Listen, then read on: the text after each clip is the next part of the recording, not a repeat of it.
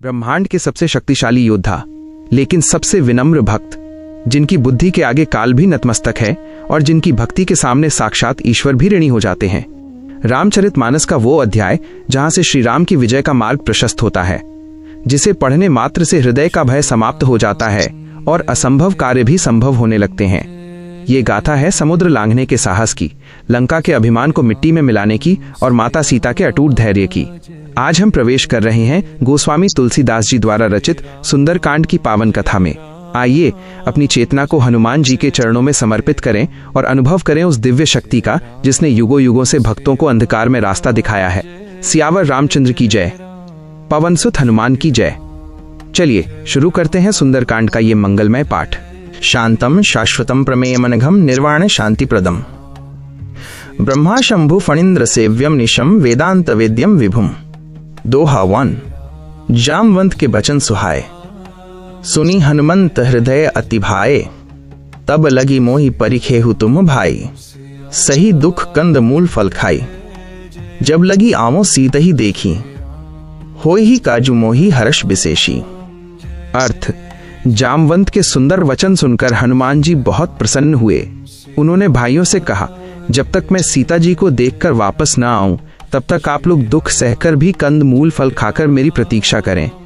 मुझे बहुत उत्साह है, कार्य अवश्य सफल होगा। दोहा 2।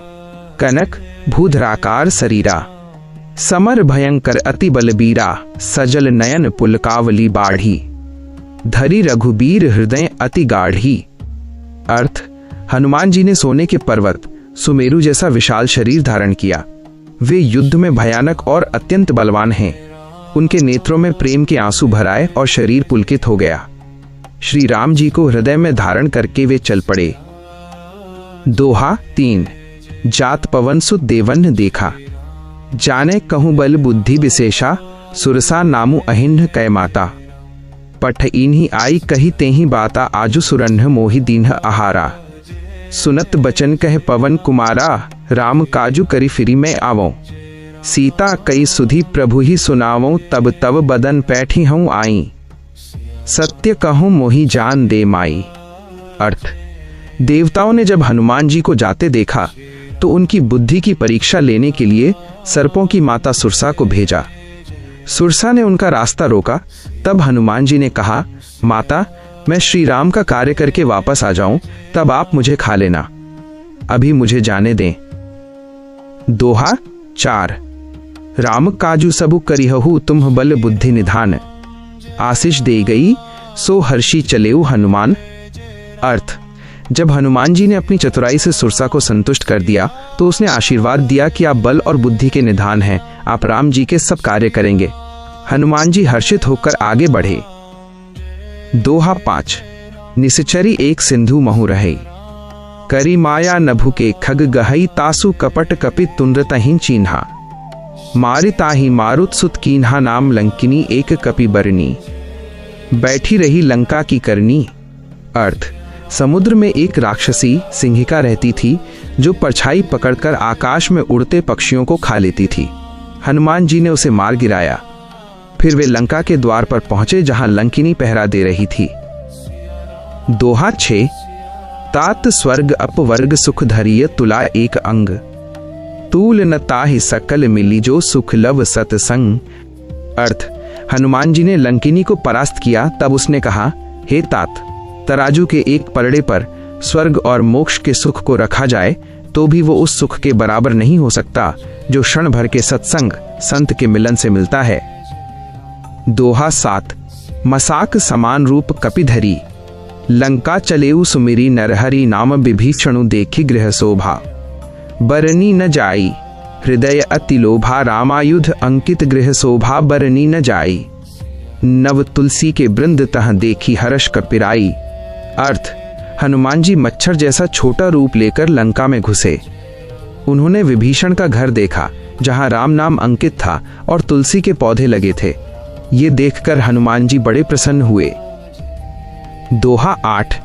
विप्र रूप धरी बचन सुनाए, सुनत विभीषण उठी तह आए। करी प्रणाम पूछी कुशलाई। विप्र कहूँ निज कथा बुझाई, कि तुम्हें हरिदासन न मोह कोई। मोरे हृदय प्रीति अति हुई। अर्थ, हनुमान जी ने ब्राह्मण का रूप धरकर विभीषण को आवाज दी। विभीषण ने पूछा, हे ब्राह्मण देव, अपनी कथा सुनाइए। क्या आप भगवान के भक्तों में से कोई हैं? आपको देखकर मेरे हृदय में बहुत प्रेम उमड़ रहा है। दोहा 9। तात मोर अति पुण्य बहुता, देखियो नयन राम कर दूता। अब मोहि भा भरोस हनुमंता, बिनु हरि कृपा मिल ही नहीं संता। अर्थ, विभीषण ने कहा, हे हनुमान, मेरा बड़ा पुण्य है कि मैंने अपनी आंखों से रामदूत को देखा। अब मुझे पूरा भरोसा हो गया है कि भगवान की कृपा है, क्योंकि ईश्वर की कृपा के बिना संतों के दर्शन नहीं मिलते। दोहा 10। सुनहु विभीषण प्रभु कै रीति, करहि सदा सेवक पर प्रीति। कहु कवन में परम कुलीना, कपि चंचल सब ही विधि हीना। प्रात ले जो नाम हमारा, तेहि दिन ताहि न मिले आहारा। अर्थ, हनुमान जी बोले, सुनिए विभीषण जी, प्रभु की यह रीति है कि वे अपने सेवक पर सदा प्रेम करते हैं। मैं कौन सा ऊंचे कुल का हूं?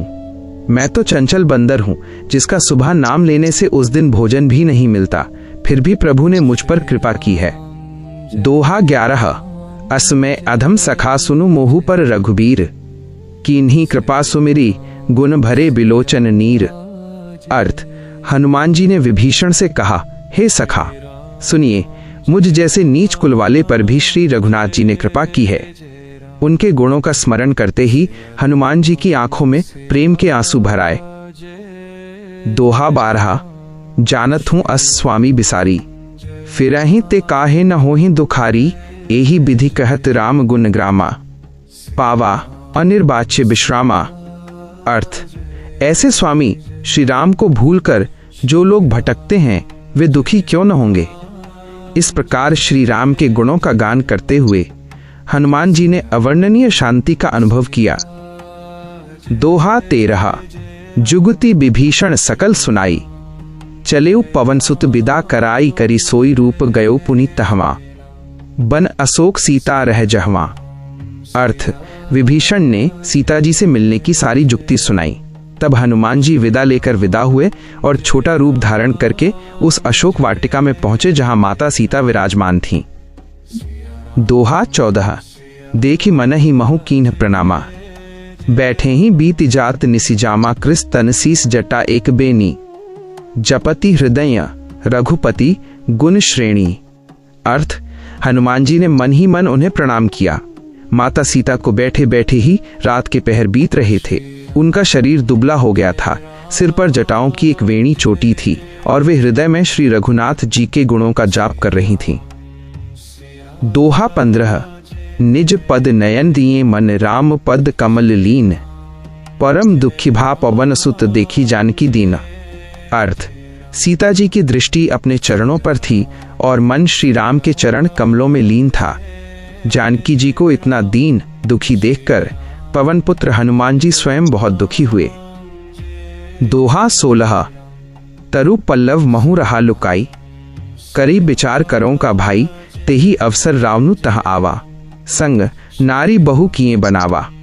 अर्थ, हनुमान जी वृक्ष के पत्तों में छिपकर विचार करने लगे कि अब क्या करूं भाई। उसी समय रावण वहां आया, उसके साथ सज धज कर बहुत सी स्त्रियां भी थीं। दोहा 17। सुनु सीता तब कहूं सुभाऊ, मोरी ओर एक बार बिलोकु तजु मानु। अब को न तेरा, रामु काज सबु मिट्टी ही अंधेरा।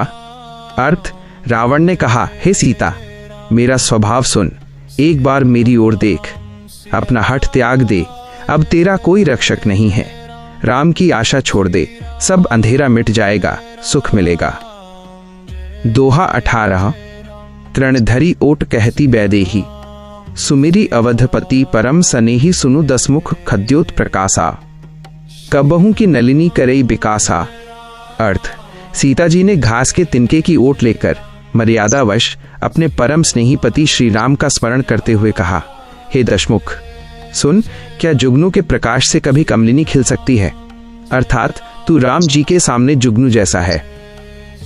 दोहा 19। कपि करी हृदय विचार, दीन ही मुद्रिका डारी तब। जनु अशोक अंगार दिन हरसी उठी कर गहेऊ।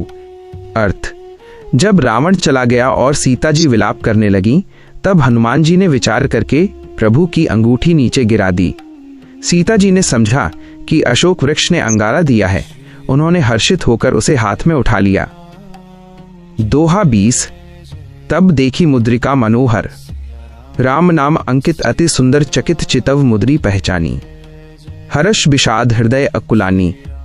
अर्थ, तब उन्होंने राम नाम अंकित अत्यंत सुंदर मनोहर अंगूठी देखी, उसे पहचान कर वे चकित रह गईं और हृदय में सुख तथा दुख राम जी के विरह के कारण से व्याकुल हो उठी।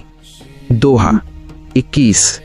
जीती को सकई अजय रघुराई, माया ते असी रची नहीं जाई, हर्ष विषाद हृदय अकुलानी, मनावती कहत मधुर मृदुबानी।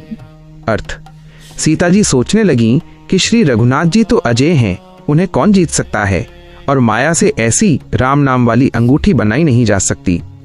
वे हर्ष और विषाद से व्याकुल होकर मधुर वाणी में प्रार्थना करने लगीं।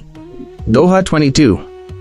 कपि प्रबोध सुनी मातु खगेशा, हर्ष विषाद गए सब क्लेशा, राम दूत मैं मातु जानकी, सत्य शपथ करुणा निधान की।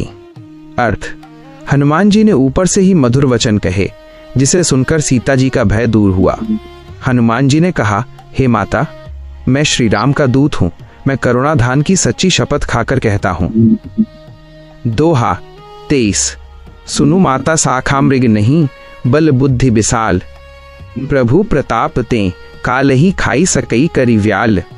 अर्थ, सीता जी को संदेह हुआ कि एक छोटा बंदर रावण से कैसे लड़ेगा। तब हनुमान जी बोले, हे माता, सुनिए, वानरों में कोई विशेष बल बुद्धि नहीं होती, पर प्रभु के प्रताप से वे काल मृत्यु को भी खा सकते हैं। दोहा 24। कपि के बचन सप्रेम सुनी उपजा मन विश्वास, जानी मन क्रम वचन यह कृपा सिंधु कर दास। अर्थ, हनुमान जी के प्रेम भरे वचन सुनकर सीता जी के मन में विश्वास हो गया। उन्होंने जान लिया कि यह मन कर्म और वचन से कृपा के सागर श्री राम का ही दास है। दोहा 25। अति बल अति विशाल तन देखे, भयो ही हर्ष जनक सुताके सुनु, कपि प्रगट कीन्ह निज देहा, कनक भूधराकार सनेहा। अर्थ, जब हनुमान जी ने अपना सोने के पर्वत जैसा विशाल शरीर प्रकट किया, तब जानकी जी के हृदय में बड़ा हर्ष हुआ। उन्होंने हनुमान जी के वास्तविक बल को पहचान लिया। दोहा 26। जननी धरि धीरज कही रघुराई, कपि दल सहित निकट अब आई, निसिचर मारी तो ही ले जयहि, तिहु पुर जय जय कार करे हहीं। अर्थ, हनुमान जी ने धीरज बंधाते हुए कहा, माता, रघुनाथ जी वानर सेना के साथ अब निकट ही आ गए हैं। वे राक्षसों को मारकर आपको ले जाएंगे और तीनों लोकों में आपकी जय जयकार होगी। दोहा 27। कपि प्रबोध सुनी मातु खगेशा, हर्ष विषाद गए सब क्लेशा, अब मोही आज्ञा देहु माई, भूख लागी मोही अति कठिनाई। अर्थ, हनुमान जी ने कहा, हे माता, अब मुझे आज्ञा दें, मुझे बहुत जोर की भूख लगी है अशोक वाटिका के फल खाने के लिए। सीता जी ने उन्हें सावधानी से फल खाने की आज्ञा दे दी। दोहा 28। रहे जे रखवारे वाटिका, कपि ही देखी धाये, अति नाटिका कछु मारे, कछु जाई पुकारे, रावण निकट गए दुखारे। अर्थ, जो वाटिका के रखवाले थे वे हनुमान जी को देखकर दौड़े। हनुमान जी ने कुछ को मार दिया और कुछ दुखी होकर रावण के पास पुकार करने पहुंचे कि एक विशाल बंदर ने वाटिका उजाड़ दी है। दोहा 29। अक्षय कुमार मारी कपि कीन्हा, पुनि मेघनाद पठवाई दीन्हा, ब्रह्म अस्त्र तेहि साधा, कपि मन कीन्ह विचार, जौ न मानऊ ब्रह्म सर महिमा मिटै अपार। अर्थ, रावण के पुत्र अक्षय कुमार को हनुमान जी ने मार डाला। तब रावण ने मेघनाद को भेजा। मेघनाद ने ब्रह्मास्त्र चलाया।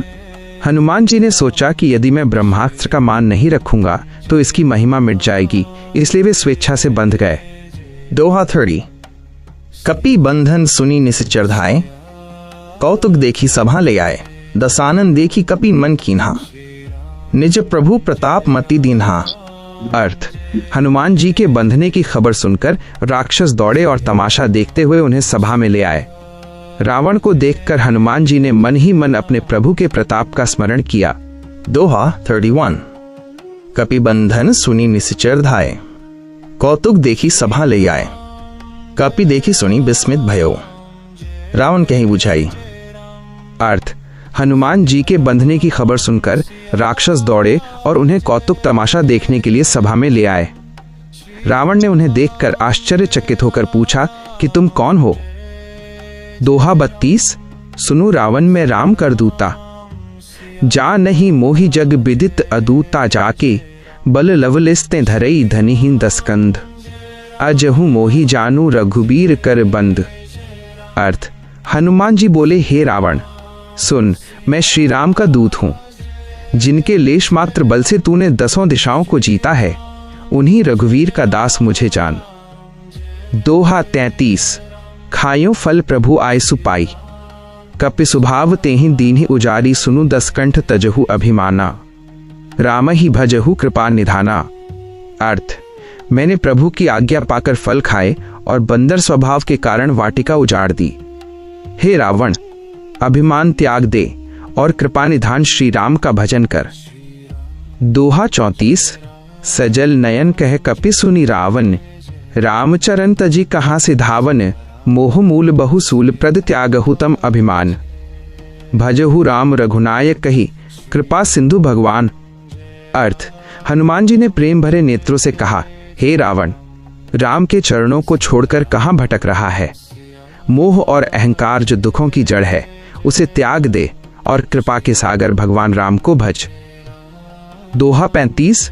सुनत बेहसी बोला 10 सीसा, बहुत बुझी मोही भयउ कपिसा, पूछ कहूं जरहु जाई कहूं जाई, पावक जरई कहूं निज प्रभु आई।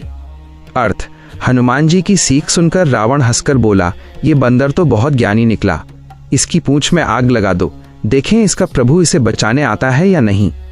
दोहा 36। कपिबंधन सुनी निश्चर धाये, कौतुक देखी सभा ले आए, पूंछ जरावत सब कपि धाये, तेल वसन सब नगर मगाए। अर्थ, रावण की आज्ञा पाकर राक्षस दौड़े। उन्होंने नगर का सारा तेल और कपड़ा मंगाकर हनुमान जी की पूंछ में लपेट दिया। दोहा 37। पावक जरत देखी कपि धाये, कनक कोट चढ़ी गर्जन लाए, हर्षी हिय हनुमान तब लंका डहकी डहकी। अर्थ, जैसे ही पूंछ में आग लगी, हनुमान जी उछलकर सोने के परकोटे पर चढ़ गए और जोर से गर्जना करने लगे। वे हर्षित होकर लंका को जलाने के लिए तैयार हुए। दोहा 38। जरई लंका भयउ कोलाहल, अट्ठहास करी कपि तब धावल, एक विभीषण के ग्रह त्यागी, जरी लंका सब अनल सयागी। अर्थ, पूरी लंका में आग लग गई और हाहाकार मच गया। हनुमान जी अट्टहास जोर की हंसी करके दौड़ने लगे। केवल विभीषण का घर छोड़कर पूरी लंका जलकर राख हो गई। दोहा 39। उल्टी पलटी लंका सब जारी, कूदी परा पुनि सिंधु मझारी, पूछी बुझाई खोई श्रम भारी, जनु सीता कर कुशल पुकारी। अर्थ, उलट पलट कर सारी लंका जलाकर हनुमान जी समुद्र में कूद पड़े। अपनी पूंछ की आग बुझाई और अपनी सारी थकान मिटाकर वे पुनः सीता माता के पास कुशल समाचार लेने पहुंचे। दोहा 40। मातु मोहि दीजई कछु चीन्हा, जैसे रघुनायक मोहि दीन्हा, चूड़ामणि उतारी तब दीन्ही, हर्ष सहित कपि गहती लीन्ही। अर्थ, हनुमान जी ने कहा, माता मुझे कोई पहचान चिन्ह दीजिए, जैसे प्रभु ने अपनी अंगूठी दी थी। तब सीता माता ने अपने सिर की चूड़ामणि उतार कर दी, जिसे हनुमान जी ने बड़े हर्ष के साथ स्वीकार किया। दोहा 41। कपि कहूं जानकी दीन्ह असीसा, सुनु हनुमंत सुमति बल सीसा, अजर अमर गुण निधि सुत होऊ, करहूं बहुत रघुनायक छोऊ। अर्थ, सीता जी ने हनुमान जी को आशीर्वाद दिया, हे हनुमान तुम बुद्धि और बल के स्वामी बनो। हे पुत्र तुम अजर, बुढ़ापे से रहित, अमर और गुणों के खजाने बनो, और श्री रघुनाथ जी तुम पर सदा बहुत कृपा करें। दोहा 42। तब हनुमंत सिरुनाई पद राखी, चलियो हर्षि मन राम अभिलाषी, पहुंचो आय नगर निज पासा, सुनत हर्षि सब वानर आसा। अर्थ, हनुमान जी चरणों में सिर नवाकर और सीता जी का आशीर्वाद लेकर राम जी की इच्छा हृदय में लिए चल पड़े। जब वे वापस अपने वानर दल के पास पहुंचे तो उन्हें देखकर सभी वानर हर्षित हो उठे। दोहा 43। जामवंत संग अनुज सब आए, कुशल देखी प्रभु पास सिधाए मिले, जुजाई राम रघुराई, प्रेम मगन हिय हर्ष न जाई। अर्थ, जामवंत और सभी वानरों के साथ हनुमान जी प्रभु श्री राम के पास पहुंचे। श्री राम से मिलते ही हनुमान जी प्रेम में मग्न हो गए और उनका हृदय हर्ष से भर गया। दोहा 44। नाथ चूड़ामणि दीन्हि बैदेही, राखेउ हृदय परम सनेही सुनहु, राम सबु कुशल सुनाई, मातु बिरह दुख अकथ सुनाई।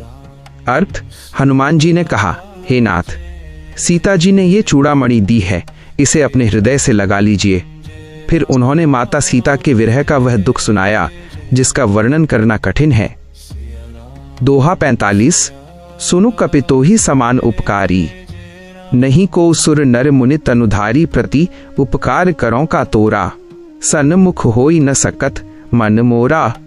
अर्थ, श्री राम बोले, हे हनुमान, तेरे समान उपकारी देवता मनुष्य या मुनि कोई भी नहीं है। मैं तेरा क्या प्रत्युपकार बदले में क्या दूं करूं? मेरा मन तेरे सामने होने में भी संकोच कर रहा है, अर्थात मैं तेरा ऋणी हूं। दोहा 46। सुनी प्रभु बचन बिलो की मुख गाता, बिहसी पवन सुत कही मृदु बाता, नाथ भगति अति सुखद सुहाई, देहु कृपा करी सोई रघुराई। अर्थ, प्रभु के वचन सुनकर और उनके मुख को देखकर हनुमान जी मुस्कुराए और कोमल वाणी में बोले, हे नाथ, मुझे केवल अपनी वो सुखदायिनी भक्ति प्रदान कीजिए जो सबसे सुंदर है। दोहा 47। राम बचन सुनी हर्षी कपीसा, चले सकल मिली नाई पद सीसा, सिंधु तीर सब आई डेरा, देखी विभीषण आवत बेरा। अर्थ, राम जी की आज्ञा पाकर वानर सेना समुद्र तट की ओर चल पड़ी। वहीं दूसरी ओर लंका में विभीषण रावण को समझाकर उसकी सभा छोड़कर श्री राम की ओर आने लगे। दोहा 48। श्रवण सुजसु सुनी आयऊं, प्रभु भंजन भव भीर, त्राहि त्राहि आरति हरन सरन, सुखद रघुबीर। अर्थ, विभीषण ने श्री राम के पास पहुंचकर कहा, हे प्रभु, मैं आपका सुयश सुनकर आया हूं। आप संसार के भय को नाश करने वाले हैं। हे दुखों को हरने वाले रघुवीर, मेरी रक्षा कीजिए, मैं आपकी शरण में हूं। दोहा 49। अस कहिनाई चरण सिरु माथा, राख्यो हियहि रघुनाथा, तुरत विभीषण प्रभु पहचाना, दीन असीस राम भगवाना। अर्थ, ऐसा कहकर विभीषण चरणों में गिर पड़े। प्रभु राम ने उन्हें उठाकर अपने हृदय से लगा लिया। राम जी ने तुरंत विभीषण को अपना लिया और उन्हें आशीर्वाद दिया। दोहा 50। सखा कहूं लंकेश कुशाला, तुम कहाँ कहूं कवन विधि पाला, खल मंडली बसहु दिनु राती, सखा धर्म निबही के ही भांति। अर्थ, राम जी ने पूछा, हे सखा, कहो लंका में सब कुशल तो है? तुम राक्षसों की उस दुष्ट मंडली में दिन रात कैसे रहते हो? वहां तुम्हारा धर्म कैसे निभता है? दोहा 51। अब मोही भा भरोस हनुमंता, बिनु हरि कृपा मिलहि नहीं संता, जौ रघुबीर अनुग्रह किन्हा, तो मोहि सबु कुशल कर दीन्हा। अर्थ, विभीषण ने कहा, हे प्रभु, अब मुझे पूरा भरोसा हो गया है कि आपकी कृपा के बिना संतों जैसे हनुमान जी के दर्शन नहीं मिलते। जब आपने मुझ पर अनुग्रह कृपा किया है तो मेरा सब कुशल ही है। दोहा 52। सुनहु सखा निज कहूं सुभाऊ, जान भुसुंडी शंभु गिरि जाऊ, जौ नर होई चराचर द्रोही, आवे सभे सरंत की मोही, ताजी मद मोह कपट छलनाना, करऊं सद्य ते ही साधु समाना। अर्थ, श्री राम बोले, हे सखा, मेरा स्वभाव सुनो जिसे भुषुंडी, शिव और पार्वती जी भी जानते हैं। यदि कोई समस्त जगत का द्रोही भी हो पर वो मद, मोह और छल त्याग कर मेरी शरण में आ जाए तो मैं उसे तुरंत साधु के समान बना देता हूं। दोहा 53। अनलस अघ न सकहीं सबको, जेहि सजल नयन प्रभु पाहि सखा, कहू लंकेश बिचारा, केहि विधि उतरब सिंधु अपारा। अर्थ, प्रभु ने विभीषण को गले लगाया और पूछा, हे सखा, अब विचार करके बताओ कि इस अपार समुद्र को कैसे पार किया जाए।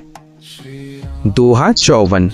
नाथ नील नल कपि द्वौ भाई, लरिकाई ऋषि आशीष पाई, तिनके परस किए गिरि भारे, तरिहहिं जल्दी प्रताप तुम्हारे। अर्थ, विभीषण ने सलाह दी कि वानर सेना में नल और नील नाम के 2 भाई हैं जिन्हें बचपन में ऋषि का आशीर्वाद मिला था। उनके स्पर्श से भारी पत्थर भी आपके प्रताप से समुद्र पर तैरने लगेंगे। दोहा 55। विभीषण के वचन सुनी, नभ गिरा भई तब आए, सत्य कहत लंकेश अति राम चरण चितलाए। अर्थ, विभीषण के वचन सुनकर आकाशवाणी हुई कि लंकेश विभीषण सत्य कह रहे हैं। श्री राम के चरणों में चित्त लगाकर समुद्र पर सेतु बांधने का कार्य सफल होगा। दोहा 56। विनय न मानत जलधि जड़ गए, 3 दिन बीती, बोले राम सकोप तब भय बिनु होय न प्रीति। अर्थ, 3 दिन बीत जाने पर भी जब समुद्र ने रास्ता नहीं दिया तब श्री राम क्रोधित होकर बोले, बिना भय के प्रीति प्रेम नहीं होती। लक्ष्मण, धनुष लाओ, मैं समुद्र को सुखा दूंगा। दोहा 57। लक्ष्मण बाण सरासन आनु, सोशों बारिधि बिसिख कृसानु, 60 सन विनय कुटिल सन प्रीति, सहज कृपन सन सुंदर नीति। अर्थ, श्री राम ने कहा, मूर्ख से विनय करना, कुटिल से प्रेम करना और कंजूस से सुंदर नीति की बात करना व्यर्थ है। मैं अग्नि बाण से समुद्र का जल सोख लूंगा। दोहा 58। सभय सिंधु गही पद प्रभु केरे, छमुहु नाथ सब अवगुण मेरे, गगन समीर अनल जलधरनी, इन कई नाथ सहज जड़ करनी। अर्थ, भयभीत होकर समुद्र प्रकट हुआ और प्रभु के चरण पकड़ लिए। उसने कहा, हे नाथ, मेरे अपराध क्षमा करें। आकाश, वायु, अग्नि, जल और पृथ्वी, इनकी प्रकृति जड़ स्वभाव के अनुसार ही होती है। दोहा 59।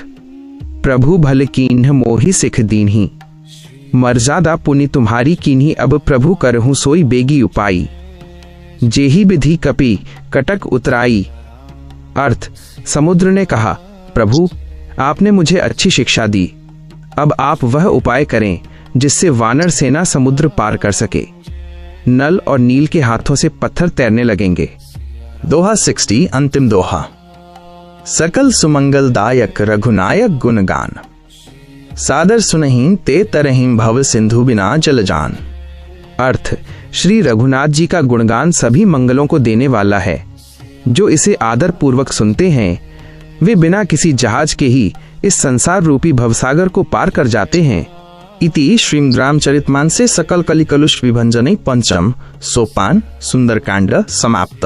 तो भक्तों, आज हमने हनुमान जी की असीम शक्ति और उनकी अनन्य भक्ति के इस पावन अध्याय सुंदरकांड के इस भाग को पूर्ण किया। कहते हैं कि जहां जहां प्रभु राम की कथा होती है, हनुमान जी वहां किसी न किसी रूप में अदृश्य रूप से उपस्थित रहते हैं। उम्मीद है कि इस पाठ के माध्यम से आपको भी उसी दिव्य ऊर्जा का अनुभव हुआ होगा। हमारा ये प्रयास था कि सुंदरकांड की इन चौपाइयों और दोहों को एक कथावाचक शैली, स्टोरी टेलिंग स्टाइल में आप तक पहुंचाया जाए, ताकि आप न केवल इन्हें सुने बल्कि इनके पीछे छिपे गहरे अर्थों को महसूस भी कर सकें। आपको हमारा ये नरेशन स्टाइल और प्रस्तुति कैसी लगी? क्या हनुमान जी की ये गाथा आपके हृदय को छू पाई? आपकी राय हमारे लिए बहुत अनमोल है, इसलिए कृपया कमेंट बॉक्स में अपने विचार और सुझाव हमें जरूर बताएं। यदि आप इसी तरह की आध्यात्मिक यात्राओं और प्रभु की कथाओं से जुड़े रहना चाहते हैं तो हमारे साथ इस सफर में शामिल रहें। इस वीडियो को उन लोगों के साथ जरूर साझा करें जिन्हें इस समय हनुमान जी के साहस और प्रेरणा की जरूरत है। सियावर रामचंद्र की जय, पवनसुत हनुमान की जय, उमापति महादेव की जय। मिलते हैं अगले भाग में, तब तक के लिए जय श्री राम।